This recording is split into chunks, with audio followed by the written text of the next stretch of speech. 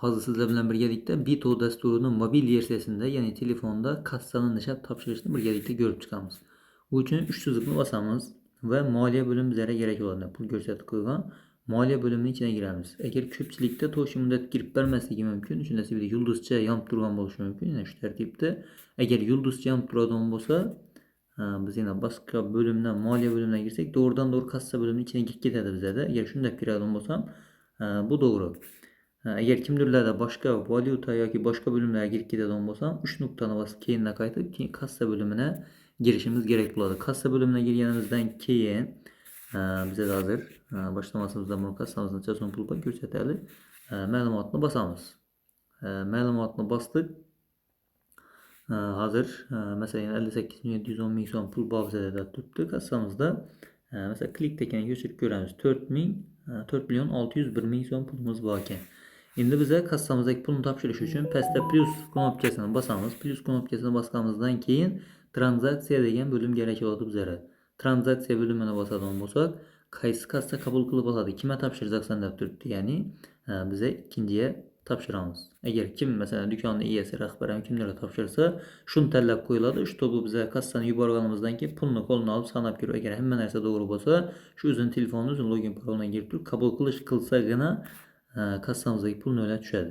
To'lov uslubi qaysi pulni topshiracaksan deb turib biza klikni qo'yamiz. Stop tekshirish uchun 4.601 ming so'm pulimiz bor ekan. Tekshirish uchun 601 ming so'm pulni topshirib ko'ramiz. Agar hamma pulni topshiradigan bo'lsa, kimdir naqdda, kartada klikda bo'lishi mumkin. Yana to'lov uslubida qo'shish degan knopka bor. Siniy svetda turibdi. Qo'shishni bosib turib, hamma to'lov uslubini shunday topshirsak bo'ladi. To'lov uslubini qo'ygan vaqtimizda avtomatik o'zi kartamizda va pulni o'zi qo'yib beradi. Bizden gerekli olan taşımız biraz test için fakat bittasini topshirib ko'rjakmiz. Yangi kanalda agar boshqa to'lov turlari bo'lsa, qo'shish knopkasini bosib, yana naqdni bosib, pul birligi so'mni topshirjakman desa, so'mda vapur namasini qo'yib beradi. Bizlar bozcha shart emas, bo'ldi. Qo'yib bo'lganimizdan keyin hammasini yaratish knopkasini bosamiz. O'sha bu pul bizdan ketdi va unda kutilmoqda holatida turibdi. Uni bilishimiz uchun tepada bunu bosib turib, yine ikinci kassaga o'tamiz ve B'de 601 ming so'm kutilmoqda. Kassadan kassaga pul o'tkazma bo'ldi deb turibdi. İçine giramiz ve şu adam o'zini profilidan do'konning egasi tepadan yakunlash qilib, agar iPhone bo'lsa bajarish qilib yoki qabul qilish degan bilan ham ko'rinishi mumkin. Qabul qiladi ve uni kassasındagi pul avtomatik rahbara qabul qilinib, uni kassasini o'lashadi. Endi tekshirib ko'ramiz. Tepasida 3 nuqtani bosib, ma'lumot deganni bosamiz. Bu bizda hozir test profil bu uchun ne ko'p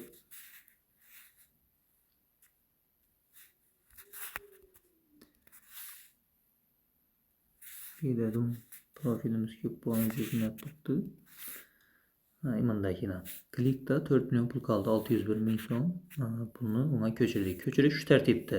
Xodim o'zining telefonidan ko'chirish qiladi va rahbar o'zining telefonidan qabul qilish qiladi. Bizga admin profil va profil ko'p bo'lganligi uchun bu yerda kassalar ko'p ko'rinib turibdi. Odatda bunday chiqmaydi sizlarda.